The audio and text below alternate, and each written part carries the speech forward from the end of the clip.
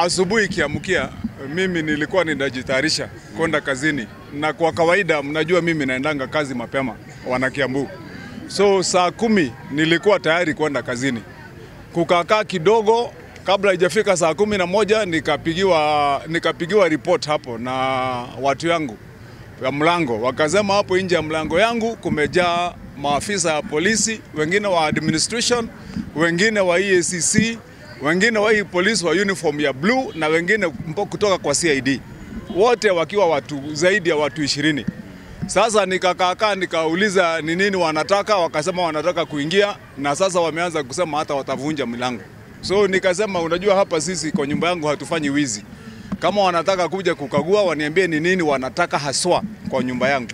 Sasa wakakuja, wameenda pale kotini, wamechukua order ya kusema wanataka kuingia kwa nyumba yangu. Order ambaye hata haiko kwa jina yangu, iko kwa jina ya mtu mwingine. Mimi naitwa Wamatangi, siitwi Njoroge.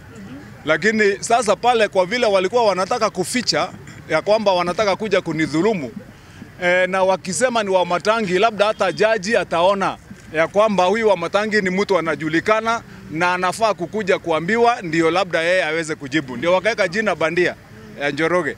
Ndio sasa waweze kupata hiyo order wakuje kandamiza na hiyo order. So wameshinda na mimi kutoka asubuhi, wamesumbua watoto wangu wote wasichana, wanaingia kwa room ya wasichana wakubwa. Msichana wangu yuko miaka 22. Wanaingia ndani kwa nyumba kukagua huko, sijui wanatafuta nini, wakaingia kwa nyumba za watoto wote. Baada ya hiyo ndio hao mpaka kwa nyumba yangu mimi mwenyewe binafsi. Hata mama saa hizo ndio naye hata anataka kwenda kupiga shawa. Wanaenda mpaka huko kwa nyumba ya mama, wakiwa wanataka kusema ati wako na vitu haswa.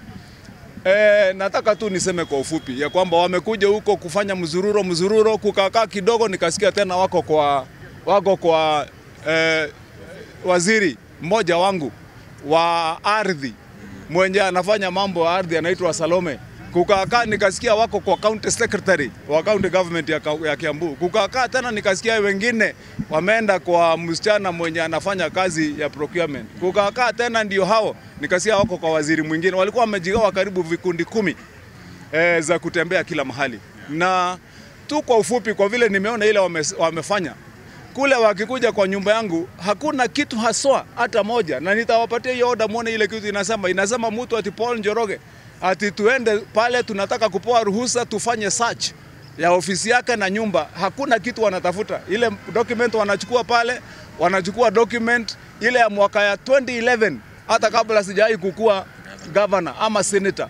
Wanachukua document nimewahi kufanyia biashara miaka sijui 2009 ya huko kwa Kenya Railways. Wanachukua document hata ingine ya watoto yangu, wote wanachukua zote. Alafu sasa wanakuja hapa ati tuko na mambo ya kuandika taarifa. Sasa mimi naambia ni taarifa gani? Wanatoa document. Sasa nitasema nini juu ya stakabadhi ya mtoto yangu kufuzu shule? Iko swali ya mtoto alisoma na amefuzu shule. So sasa hiyo ndio, lakini nataka wacha niwarahisishie kazi kwa kushinda tukisema mambo mengi. Nataka kusema kwa sauti kubwa ya kwamba watu wajue ya kwamba hii kiti ya governor wenye hupeana ni wananchi na wanachagua mtu, haitafutwi. Kiti ya governor, nataka niwaambie wasikie, kiti ya governor watu wanatafuta kwa wananchi kuwafanyia kazi, na wananchi wakikukubali watakuchagua kuwe governor. Sio watu kwenda kujificha nyuma ya hawa askari wakiwa hawampendi Wamatangi kwa msimamo yangu na kwa ile kazi mimi nafanya. Watu wametishika, wengine wanaona kuna magavana wanataka kuweka kwa hizo viti, na wakiangalia rekodi yetu wanaona tuko na wananchi na rekodi yetu ni nzuri. Mimi nataka niseme hapa mchana wazi ya kwamba kuna kiongozi mmoja wa kipango ya juu alinipigia simu na tukaongea naye, akaniambia wewe hata ukimaliza miaka hii yako utamaliza kama umepakwa matope sana. Na nataka tusikizane. Na nataka tusikilizane ya kwamba hii kazi imefanyika ikiwa imepangwa, sisi kututia wasiwasi, kushtua watu wangu wa kazi na mimi kunishtua, ndio tubadilishe style yetu ya kufanya kazi. Tuseme ile maneno yenye tunatakiwa tuseme na hatusemi. Tuko pamoja jameni? Yes. Mimi msimamo yangu nilitangaza kutoka pale zamani Kiambu. Nilisema miaka hiyo yote ya kwamba kazi yangu ni ya kutoa wana Kiambu kutoka kwa shida ile tulikuwa nayo, kuchaguliwa wakora, kupatiwa watu wanatuibia. Sasa hiyo ndio ile kitu wanataka. Ndani ya hii kaunti ya Kiambu hakuna gavana mwingine, na hawa wananchi ni washahidi, amewahi kufanya ile kazi tumefanya. Na nyinyi mmesikia nikitangaza mimi ndio gavana ambaye ameingia kwa hiyo kiti. Tumejenga mashule 309 na tukamaliza. Tumejenga mahospitali 6 kubwa. Tumejenga mahospitali 26 ya level 3. Tumeweka basari ya 500 million kutoka milioni 100. Tumetengeneza solar street lighting ya kaunti ya Kiambu, ward zote 60. Sasa watu wakisikia hiyo rekodi wanababaika kwa vile kuna mtu ambaye anapangwa, wanasema yeye ndiye anachukua kiti ya governor. Na ndio unaona haya, tusikizane. Na mnaona ndio sasa hiyo mambo ndio imetulete mpaka hapa. Nataka tusikizane pia ya kwamba mtu yeyote mwenye anahitaji kiti ya gavana wa Kiambu kuja kwa wananchi, atafute kiti huko. Hakuna kiti ingine ambaye mtu anapatiwa kutoka kwa njia za mkato. Niseme kwa vile ni lazima ikuwe kwa record ya kwamba hata sio leo peke yake.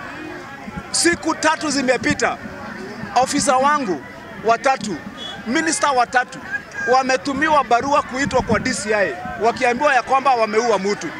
Na hiyo ni mambo, yes. Iko watu wangu wameandikiwa barua.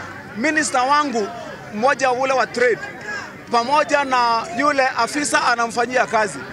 Tuko na tena chief officer mwingine, wote 3 wametumiwa barua. Wanaambiwa wakuje ati wanashtakiwa na mashtaka ya kuua mtu.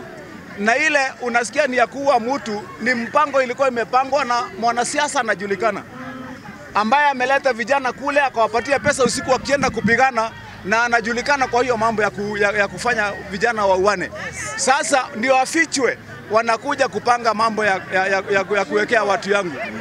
Ya mwisho nataka niseme hivi, haya masaibu hajaishia hapa. Wiki 2 zilizopita, biashara yangu ambaye niko naye hapa Nairobi, wahuni walitumwa usiku wakiwa na karibu motorbike 30 wakiwa wanabebana, wakakuja wakavamia biashara yangu usiku saa 11 na kubomoa na kuiba vitu na kubeba. Na walikuwa wametumwa wote, na niko na video, hata nimeripoti kule Lang'ata police station. Yes. Sisi tukiripoti kama county government mambo ya kudhurumiwa ya watu wetu, na vile ile kazi ilifanyika huko wakati ya mvurutano ya soko, hakuna mtu alishikwa hata mmoja. Ofisa wa county wamepigwa, wamekatakatwa, wengine wanatoa damu. Wakaenda kufanya report kwa polisi, hakuna hata mmoja mtu ameshikwa.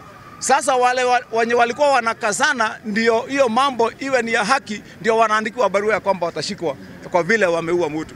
So nataka niseme tu, hii ni mambo ya siasa. It is political. Hii ni siasa duni ambaye watu wamezoea ya kwenda kupangia watu wengine. Na mimi nataka niwaambie wana Kiambu, mlitupatia kazi, msimamo wa Wamatangi ni yule tulisema. Na nitakaa hapo. Yeah, na sibadiliki. Na mtu hata niuzia uoga, sitakubali kuuzia uoga. I want to say this, tafadhali, to the people of Kiambu and to all our people here, that this intimidation is pure political intimidation. Hakuna kitu ingine. Purely political intimidation. There is no reason why more than 50 police officers can wake up to my office, to my home, and almost another 200 deployed to various ministers' offices in my government. And the reason is only one, and they are targeting only my ministers who perform, because they want to make my government a failure. The record that we have, and I want to announce to anyone who wants to seek the governorship of Kiambu, it is the people of Kiambu who elect the governor, not the police, not EACC.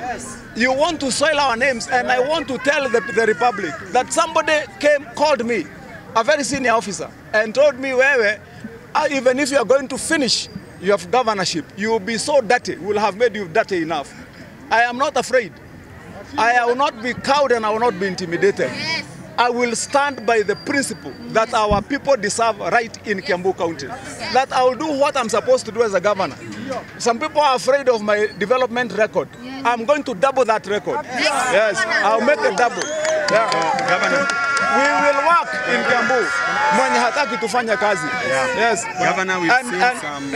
And this is terrible, you know, to say the least. Bwana Governor, kuna EACC imetoa statement ikisema kwamba kuna suspicious payment ya 1.5 billion ambayo